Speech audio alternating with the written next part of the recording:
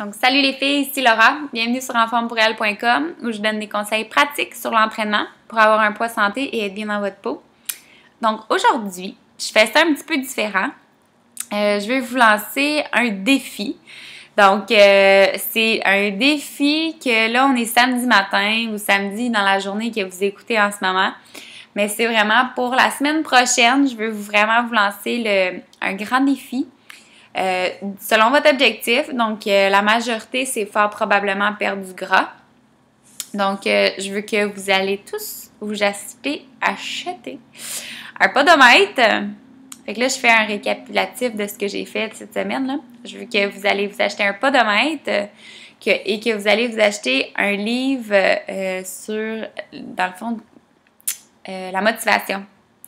Donc, ça, c'est la seule chose que je veux pour vous. C'est, peu importe le livre, je vous ai donné un peu des recommandations, mais vous pouvez aller chercher, feuilleter de diverses façons, mais c'est super important que vous faites ça. Donc, à moi, ça va vous aider à vous recentrer, ça va vous aider à atteindre vos objectifs le plus facilement possible. Le podomètre, j'en parle beaucoup. Si vous ne l'avez pas déjà, allez vous en procurer un. Ça coûte comme 15 $ au maximum. Procurez-vous le podomètre le plus cheap qu'il n'y a pas, là. T'sais, vous n'avez pas besoin de compter votre nombre de calories parce que c'est fort probablement pas précis.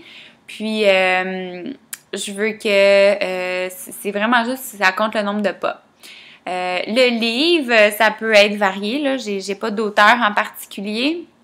Mais un livre sur la motivation, sur le positivisme, il y a The Secret, qu'il y en a un beaucoup, The Law of Attraction, il y a les 3 livres maintenant, je pense, de The Secret, là. Vous pouvez aller vous lire un petit peu ça, mais mon but pour vous, c'est que vous lisez au moins une page par jour de votre livre, que vous portez votre podomètre toute la semaine et que vous notez votre nombre de pas.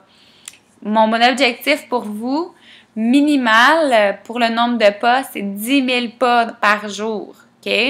Si vous faites déjà 10 000, on vise 12. Si vous faites déjà 12, on vise 15. Si vous faites déjà 15, on vise 18 000, OK? C'est noté qu'entre 15 et 18 000 pas par jour, vous êtes assuré une perte de poids. Là, ça dépend fortement sur ce que vous mangez.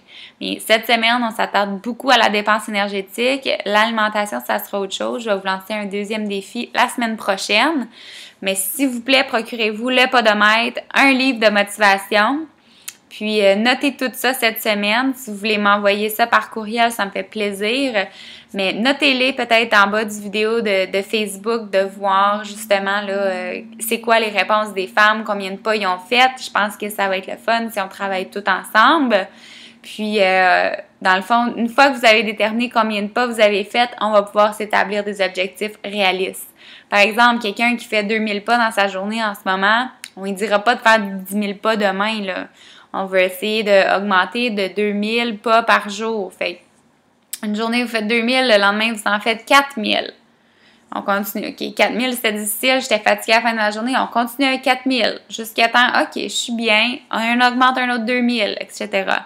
Faut dire que 2000, si vous faites 2000 pas, là, c'est vraiment pas beaucoup. Vous êtes assis majoritairement votre journée. Vous entraînez certainement pas parce que vous faites plus que 2000 pas dans votre entraînement, fort probable, dépendamment de votre entraînement.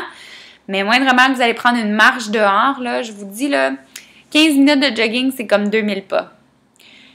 Fait qu'une demi-heure de marche, c'est peut-être 2000 pas. Ça peut varier. Ça va dépendre beaucoup d'une personne à l'autre, évidemment, là.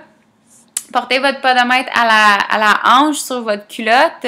Pas nulle part d'autre, là. Ça ne marchera pas. C'est vraiment au niveau de la hanche. Si c'est dans le chemin, vous pouvez le mettre un peu en arrière au niveau du fessier. Assurez-vous qu'il est bien calculé. On fait le test du podomètre. Comptez 100 pas dans votre tête, faites 100 pas. Puis, regardez le chiffre sur le podomètre pour voir s'il surestime, il sous-estime ou s'il est vraiment pile dessus pour voir c'est combien à la fin de la journée.